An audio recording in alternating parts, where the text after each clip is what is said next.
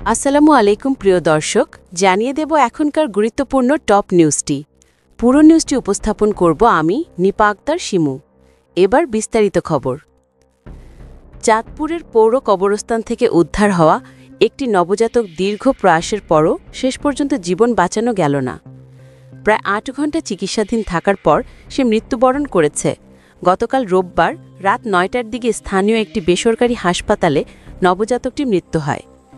চাঁদপুর সদর মডেল থানা সূত্রে জানা যায়, দুপুরে এক অজ্ঞাত পরিচয় যুবক নবজাতকটিকে বাক্সে ভরে মৃত বলে দাফনের জন্য দিয়ে যায়।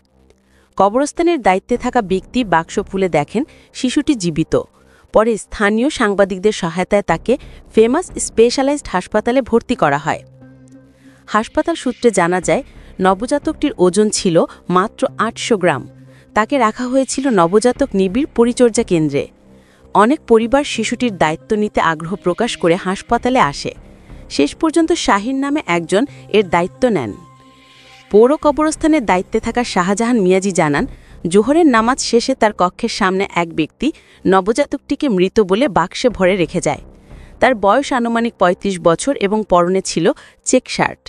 পরে দাফনের জন্য কবরস্থানে নেওয়া হলে শিশুটিকে জীবিত পাওয়া যায়। হাসপাতালের ব্যবস্থাপনা পরিচালক ইউনুসুল্লাহ জানান, নবজাতকটিকে আনার পর বিনা খরচে চিকিৎসা দেওয়া হয়, কিন্তু চিকিৎসকদের সর্বোচ্চ চেষ্টা সত্ত্বেও রাত ৯টার দিকে সে মারা যায়। পরে স্থানীয় সাংবাদিক ও রাজনৈতিক নেতাদের সহযোগিতায় রাত ২:৩০টায় শিশুটিকে দাফন করা হয়। চাঁদপুর সদর মডেল থানার ভারপ্রাপ্ত কর্মকর্তা বাহার মিয়া জানান, কবরস্থানে সিসিটিভি ক্যামেরা না থাকায় শিশুটিকে রেখে যাওয়া ব্যক্তির পরিচয় জানা যায়নি, তবে বিষয়টি নিয়ে তদন্ত চলছে। প্রিয় দর্শক, এই ছিল এখনকার গুরুত্বপূর্ণ নিউজ। আরও গুরুত্বপূর্ণ নিউজ নিয়ে ফিরছি কিছুক্ষণের মধ্যে। নিউজগুলো সবার আগে দেখার জন্য এই চ্যানেলটি সাবস্ক্রাইব করতে ভুলবেন না। ধন্যবাদ।